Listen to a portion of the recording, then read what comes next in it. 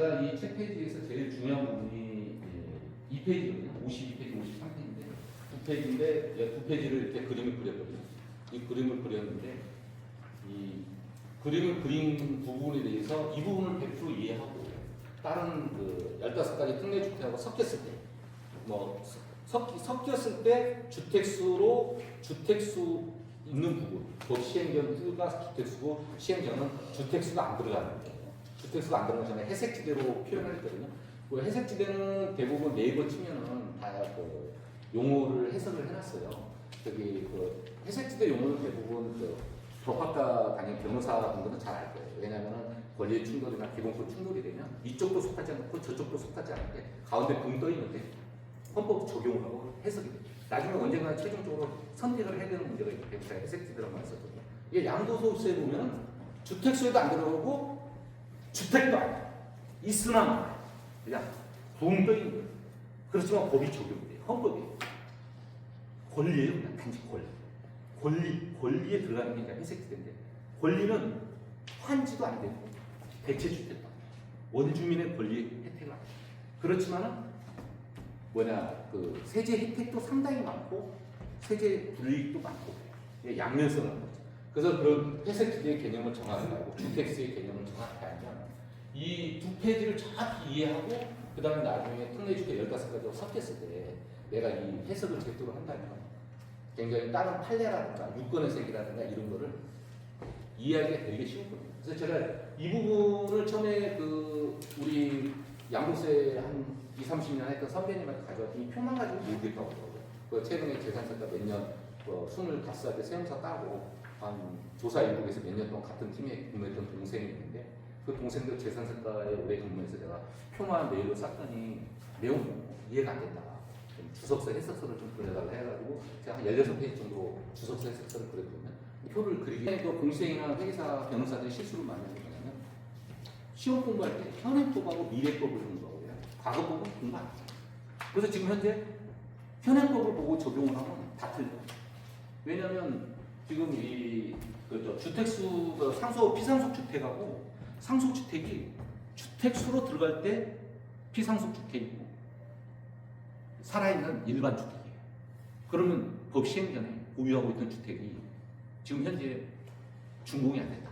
계속 조합장의 비리로 입주권이나 아까 빈집법 4가지 입주권하고 분양권이 법 시행자 갖고 있는 게 지금도 가지고 있다. 그럼 지금 현재 보면은 피상속 주택이네, 상속 주택이네 이렇게 착각할 수도 있어요.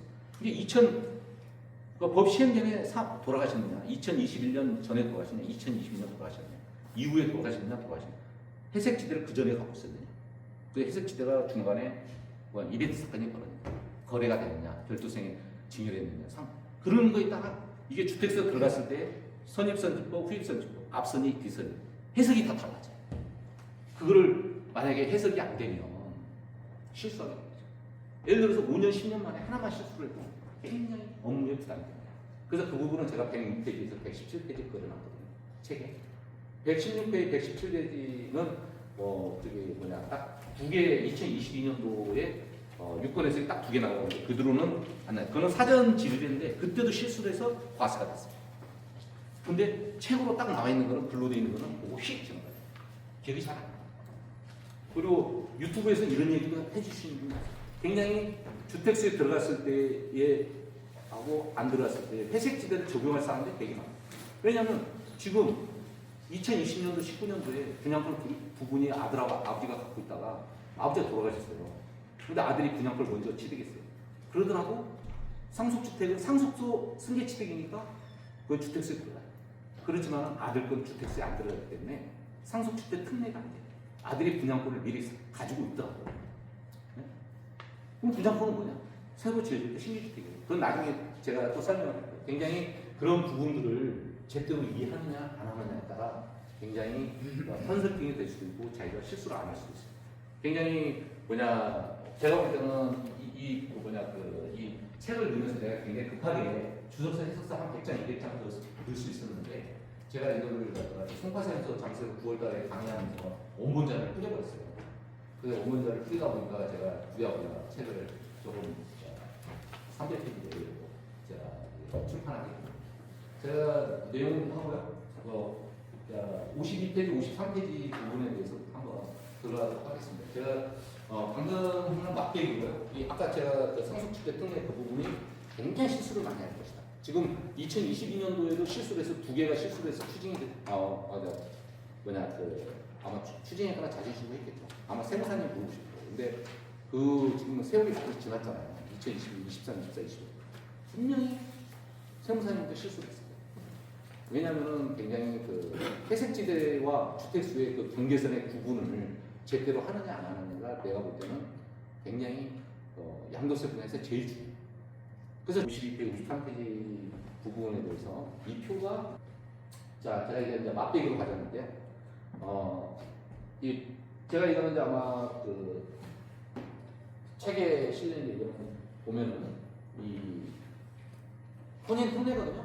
혼인 특례인데 보면은 여기 보면은 이 결혼 전에 저기 주택하고 분양권을 가지고 있었는데 2021년 1월 1일을 가지고 있었어요. 그럼 이거 뭐예요? 주택도 아니고 주택수가 아니고 이도저도 아닌 회색지대거든요. 이 부부가 갖고 있는 거는 주택 하나밖에 없어요.